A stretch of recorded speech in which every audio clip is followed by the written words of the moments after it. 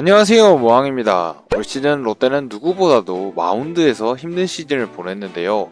특히 선발의 주축이 되어야 했던 용병 1, 2 선발들이 흔들린 것이 가장 큰 원인이었습니다. 그래서 이 시점에서 이 두 명의 재계약 여부에 대해 얘기해보려 하는데요. 먼저 프랑코 선수는 제가 올해 너무나도 많은 영상을 다뤘을 정도로 문제가 많았습니다. 그래도 점점 나아지는 모습을 보여 성장형 외인으로 끌고 가는 건 어떤가 그런 생각도 해보며 영상에서도 다뤄봤는데 역시 가능성이 너무나도 떨어질 것 같습니다. 현재 롯데의 방향성은 리빌딩이 아닌 윈나우로 가는 과정에 가깝다고 생각하기에 프랑코는 아마 여기까지가 아닐까 싶은데요. 그렇다면 과연 지난해 역대 롯데 최고의 메인 투수의 이름을 올렸던 스트레일리 선수는 어떨까요? 물론 누구나 아는 사실입니다. 올해 스트레일리는 작년에 비해 매우 실망스러운 경기력을 보였습니다. 31경기에 나와 165.2이닝을 던지며 4.07의 방어율을 기록했는데요. 그러면서 올해도 10승을 채우긴 했지만 12패를 당하며 리그 최다패의 불명예를 피하지 못했습니다. 우선 큰 성적들만 보면 작년에 비해 모두 안 좋은 쪽으로 바뀌었습니다. 피안타율, 9이닝당 볼넷, 방어율 등 모든 지표에서 나빠진 모습을 보여줬는데요. 그러면서 좋은 선발 투수의 덕목이자 작년 스트레일리가 가장 잘했던 1이닝터의 역할도 올해 들어서는 평균 이닝이 6이닝도 되지 않으며 최대 장점을 잃은 모습이었습니다.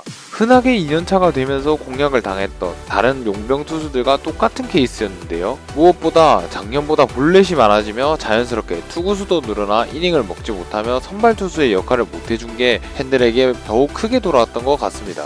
그렇다면 이렇게 1년차에 비해 좋지 않은 성적을 기록한 용병 스트레일리 선수는 재계약 가치가 없을까요? 딱히 그렇지도 않습니다. 스트레일리 선수는 작년에 비해 페이스가 많이 떨어져서 이렇지 14개의 퀄리티 스타트로 박세웅의 뒤를 잇고 있고 4점 초반대의 방어율을 기록하며 FIP는 3.63으로 수비의 도움을 받지 못했음을 보여주며 더 떨어뜨릴 가능성까지 두고 있는데요. 올해의 스트레일리는 유독 수비 쪽에서 운이 없었습니다. 그런 점을 생각한다면 더 좋아질 가능성도 배제하기는 어렵다고 보입니다. 그리고 164개의 삼진을 잡아내며 리그 5위를 기록하며 여전히 탈삼진 능력을 잘 보여줬는데요. 특히 헛스윙 비율은 리그 3위나 됩니다. 한마디로 1년차에 비해 떨어지지만 그래도 아직은 9위가 쓸만한 수준이라는 말인데요. 그렇게 이런 점들 때문에 스트레일리가 쉽게 내보내기엔 아까워 보입니다. 올 시즌 작년과 다르게 갑자기 흔들리기 시작한 제구만 잡는다면 자연스럽게 투구수도 줄어들며 좋았던 2020년의 모습을 되찾을 수 있을 것입니다. 올 시즌은 무엇보다 칼 같았던 제구가 무슨 이유인지 조금 둔해졌고 그것이 모든 부진의 원인이 됐습니다.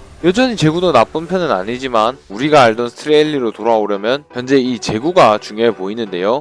그래서 과연 롯데 프런트는 이런 스트레일리를 믿고 갈 것인지 아니면 새로운 웨이를 탐색할 것인지 궁금해지는데요. 좋았던 기억보다 기록만 본다 해도 4점대 초반의 방어율에 2년 연속 10승에 성공한 웨이는 그동안 롯데에서 못 찾아왔었기에 스트레일리에게 조금은 미련이 남습니다. 그렇게 저는 첫 해에 스트레일리가 역대 롯데 용병 투수 1위에 빛나는 활약을 보여줬었고 그렇게 다시 페이스가 돌아올 수 있다 생각하고 한 번의 기회가 더 주어졌으면 좋겠네요. 그러면서 1선발로 에이스급 용병을 구해서 한 번 더 기회가 주어진 스트레일리가 그를 서포트하는 2선발 역할로 분발해주며 더 강한 팀을 만들길 바라는 마음인데요. 초장수 메인으로 유명했던 니퍼트도 중간 휘청했던 시즌이 있었지만 쭉 믿고 갔었고 직후 2년 동안 36승을 거두며 두산 왕조의 주축이 됐었습니다. 그리고 롯데에서도 활약을 했지만 나가게 돼버린 린드블럼은 두산으로 가서 MVP 투수가 됐었습니다.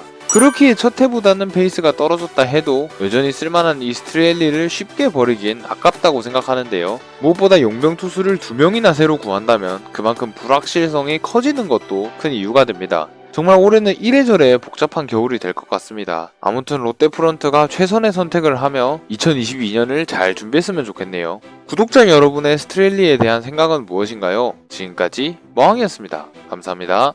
롯데 승리의 롯데 화이팅!